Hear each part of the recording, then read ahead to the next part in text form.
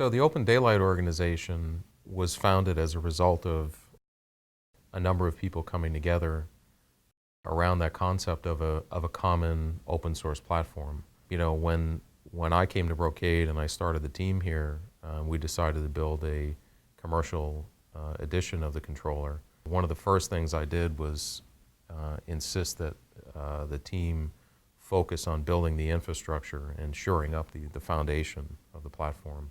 So what we did was we spent a lot of time on clustering, threading, persistent storage, persistent store, and a lot of sort of general kind of bug fixing.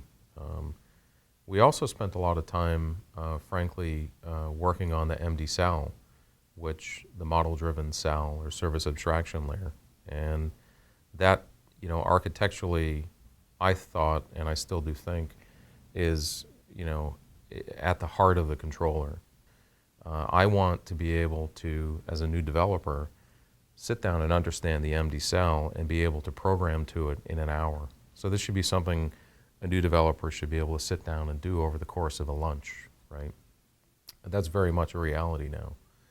The innards and the main components of the controller are completely open source. So not only is the code visible for inspection by the customer, other advantages of our controller are a very a robust development environment and a development support system and environment. Another key advantage of our commercial distribution is multi-vendor support.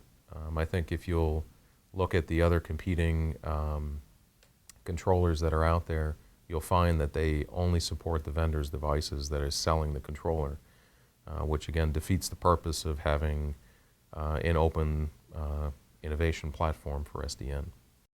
So the future of Brocade's Open Daylight controller lies in a couple of areas.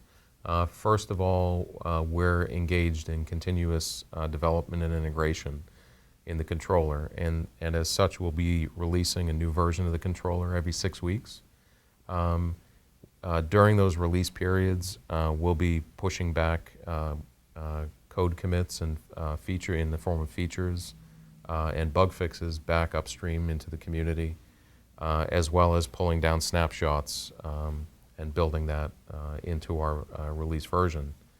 So beyond additional functionality and bug fixes that we'll be pushing upstream, we'll be building additional applications and innovating in that space, as well as enhancing third-party integration with the controller.